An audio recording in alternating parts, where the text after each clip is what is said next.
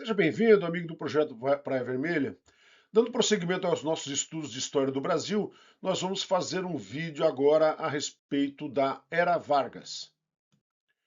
Ao início do governo de Vargas, o Brasil estava passando por uma série de transformações, tá? Resultado de um processo de urbanização e com modificações no cenário econômico, resultado da crise de 1929, da quebra da Bolsa de Nova York. Então, o Brasil vivia também uma crise econômica. A urbanização gerava manifestações sociais de grande vulto, o que proporcionou um descontentamento político que tornou a República Velha algo obsoleto, não atendia mais o que a sociedade almejava. Tá? Então, tendo ainda o reforço da atuação do governo de romper com a República do Café com Leite, que vigorava até o momento, houve a adesão então de mineiros também contra o governo eleito, que foi eleito de Júlio Prestes. Mas naquela época o governo foi eleito em março e tomava posse só em novembro. Então, nesse período, muita coisa aconteceu que acabou redundando na posse do Getúlio Vargas, que não foi eleito pelo voto.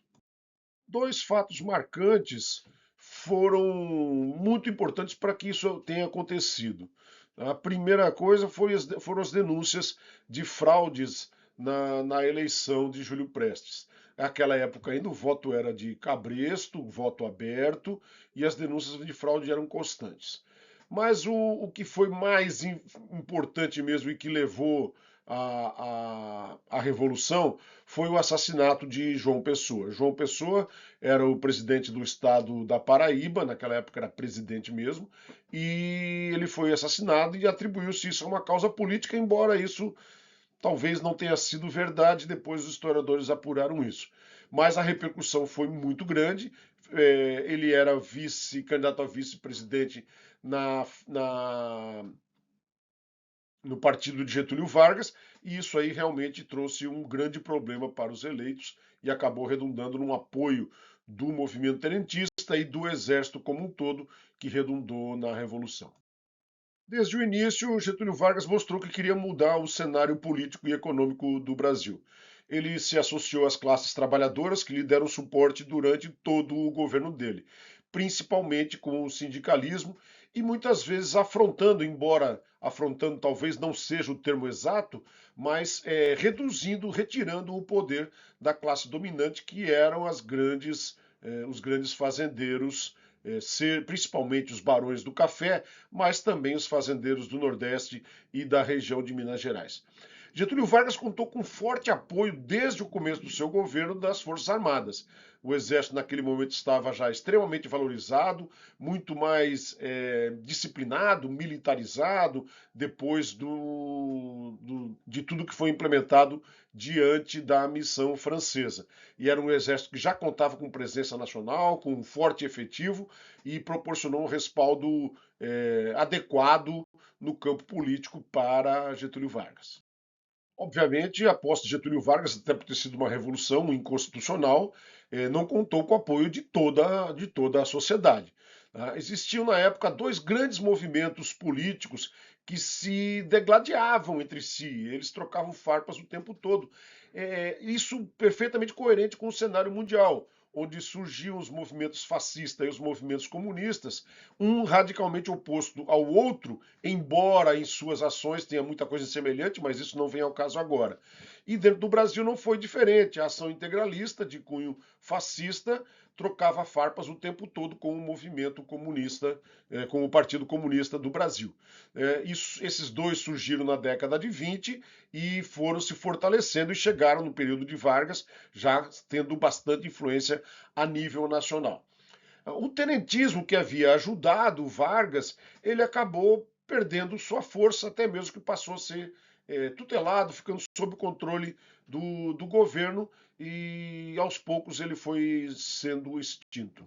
Desde os primeiros anos ficou muito claro que Getúlio Vargas teria muito problema com esses partidos radicais.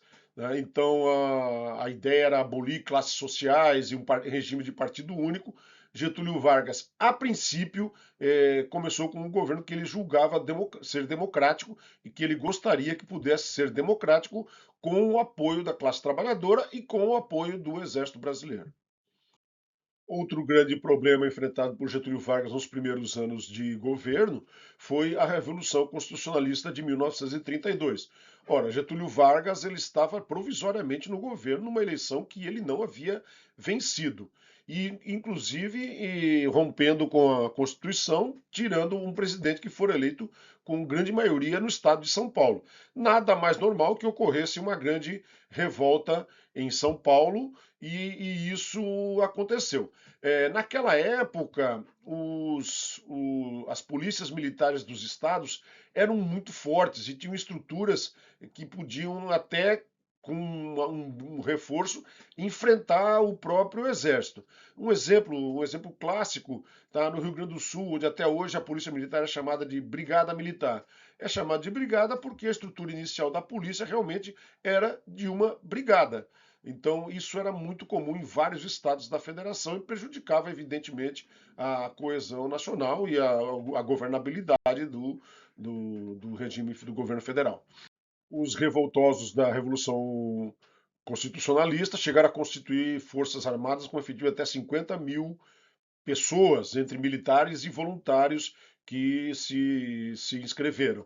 Né? E houve, inclusive, bombardeios a áreas, a bases dessas tropas em São Paulo. Não foi um bombardeio generalizado à cidade, foram bombardeiros localizados, né?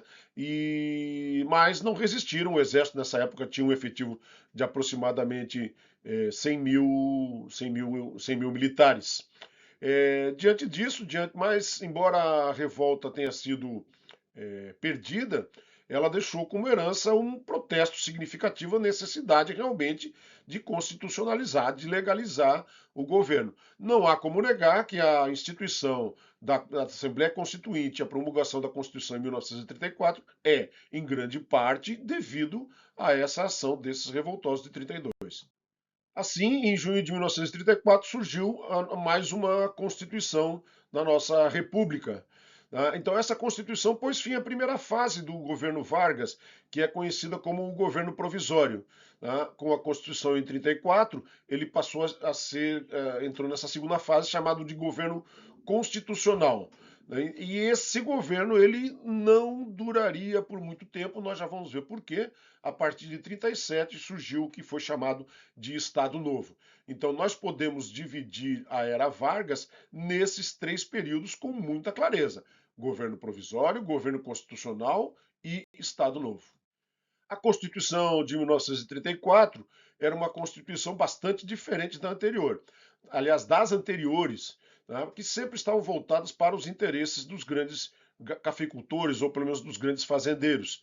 Tá? Essa Constituição já era uma Constituição mais liberal, com intenções nacionalistas, com intenção de desenvolver economicamente e já preocupada com questões como educação, cultura, questões familiares.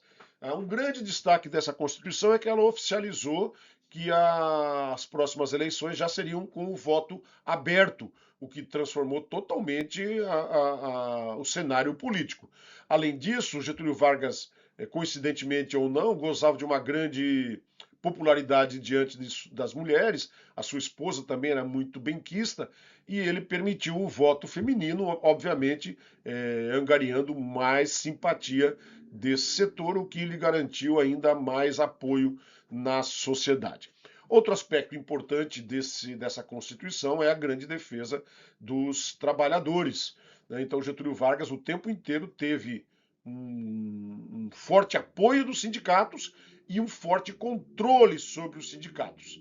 Então, essa foi a tônica de um governo tão longevo.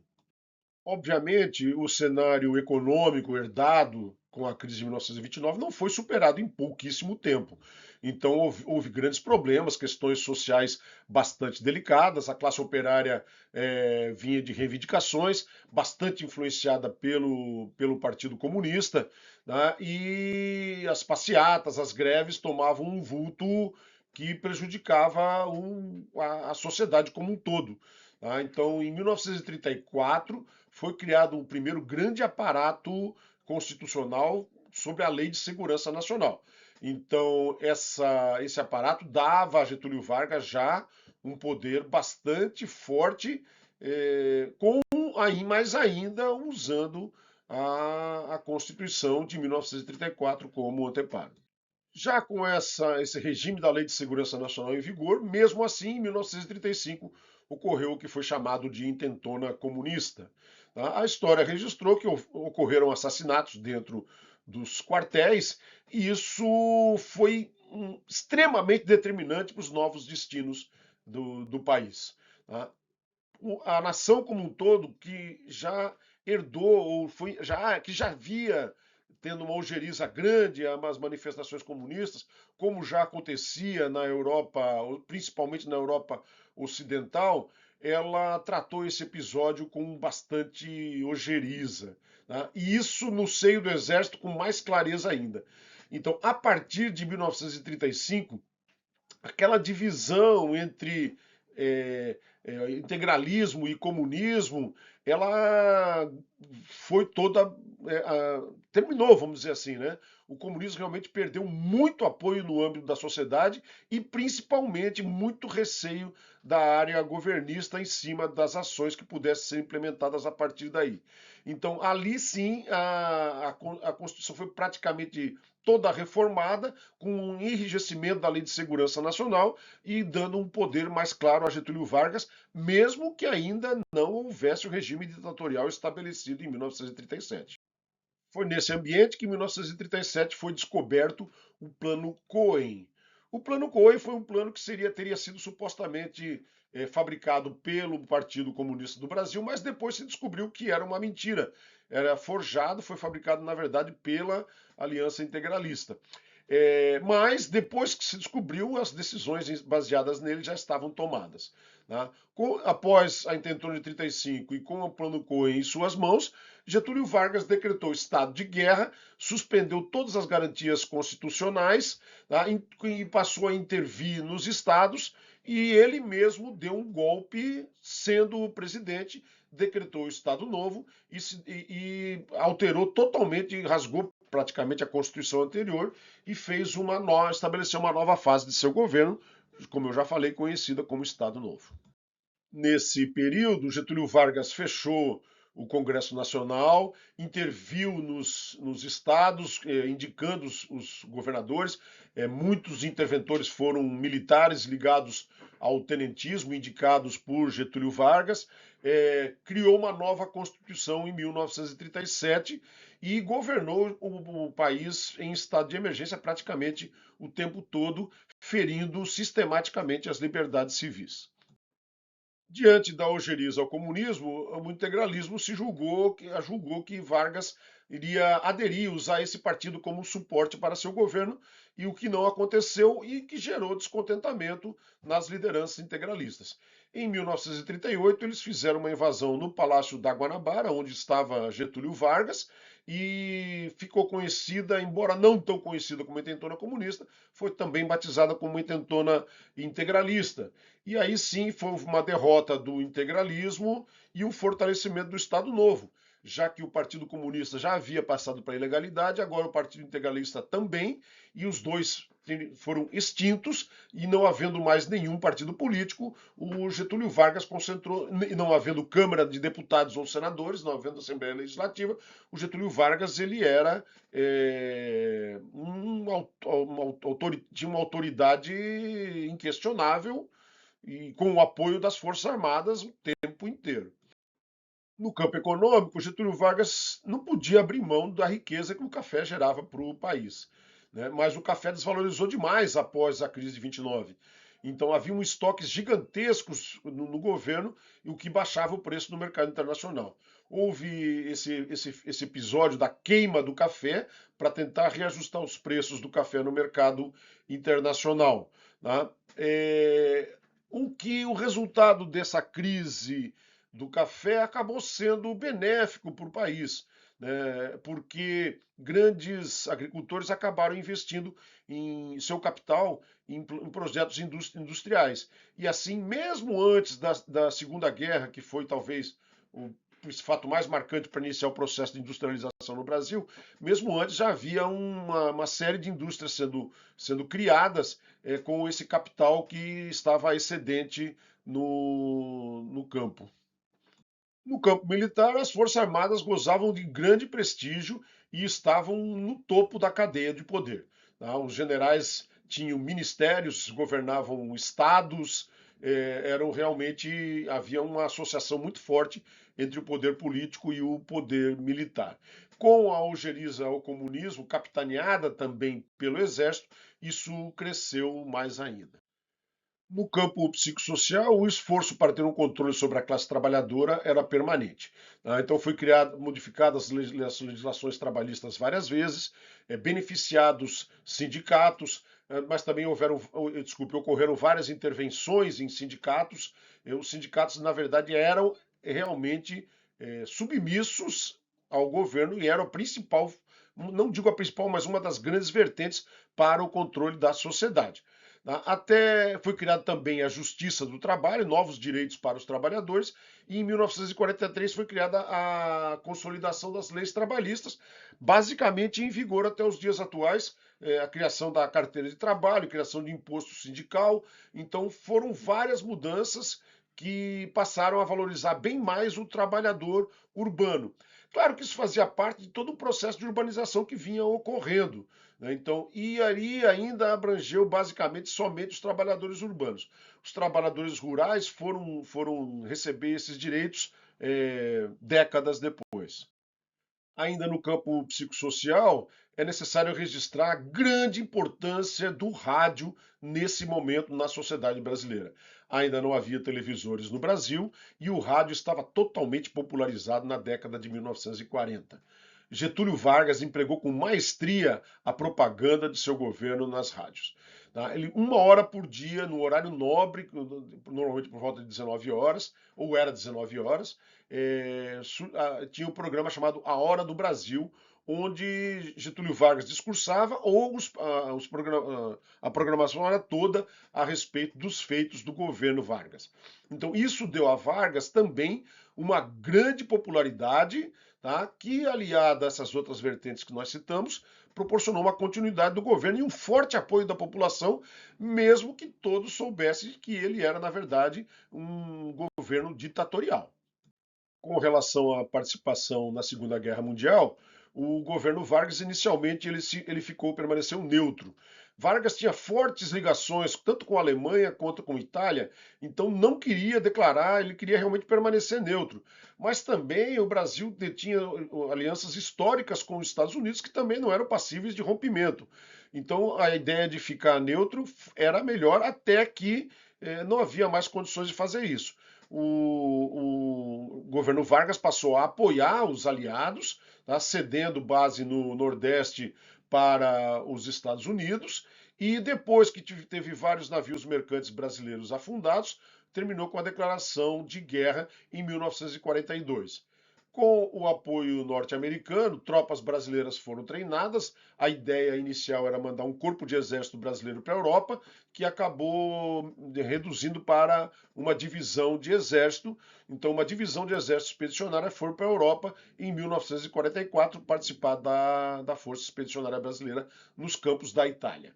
Esse símbolo da cobra fumando é muito interessante, porque dizia-se na imprensa que o Brasil só ia chegar na guerra na Europa se uma cobra pudesse fumar, porque o Brasil era um país muito pobre, não tinha condições de participar de um conflito desse. Então a ideia da cobra fumando é realmente uma provocação a essa provocação, é uma resposta a essa provocação anterior. A saída de uma tropa brasileira para a Itália foi decisiva para a queda de Vargas.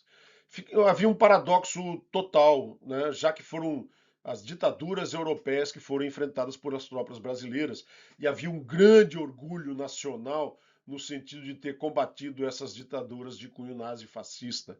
E isso não podia se perpetuar no Brasil, ficava muito clara a incoerência. Né? Com a volta das tropas e com o extremo apoio popular, a vibração do Brasil com relação a essas tropas, o exército ganhou ainda mais relevância. os generais deixaram de apoiar, viram essa incoerência, essa inconsistência, deixaram de apoiar o governo Vargas, e aí o Vargas começou a fazer algumas aberturas políticas, já prevendo que teria problemas, liberou a criação de partidos políticos e liberou outros candidatos a participarem do processo, mas mesmo assim o Vargas acabou renunciando, ou, usando um termo meio estranho, foi renunciado. Extraí esse texto de um livro da Bibliex, do General Cordeiro, que fala sobre o General Cordeiro de Farias. É um texto que eu achei interessante e pertinente para esse momento. Não vou ler aqui o documento aqui, mas mostra como houve uma forte pressão no dia que Vargas renunciou, ou seja, ele teve que realmente renunciar diante da pressão dos generais, principalmente o general Cordeiro de Farias. Por fim, então, segue aí grandes ideias que não pode deixar de estar na sua questão, principalmente se for uma questão, tanto sendo uma questão de analisar como de apresentar. Né? São as ideias-chave aí para você ter na sua mente. Então, Getúlio Vargas contou com o apoio dos trabalhadores e usou eles de uma maneira muito criteriosa, muito bem feita, com trocas interessantes entre sindicatos. Poderia estar aí também a participação do Exército nesse sentido. Tá? O Exército foi um grande partícipe de todo o momento político nacional, desde a sua posse em 1930 até o final do seu governo em 1945. Contribuiu também para a permanência de Vargas no poder por tantos anos esse confronto entre integralismo e comunismo, que gerava grande receio na sociedade, receio de uma guerra civil que foi também enfrentada com bastante propriedade pelo governo, usando as suas forças armadas também com bastante propriedade. Getúlio Vargas também herdou uma crise econômica, né, e se saiu dela, embora tenha levado alguns anos, se saiu dela num processo de industrialização bastante interessante. Então, a perda de capital por parte dos agricultores acabou se transformando num ganho de capital consistente ao longo da década de 40 e mais ainda após a participação do Brasil na guerra, onde houve uma construção de indústrias de base no Brasil, cedidas ou construídas pelos Estados Unidos, fazendo parte do acordo da participação brasileira na guerra.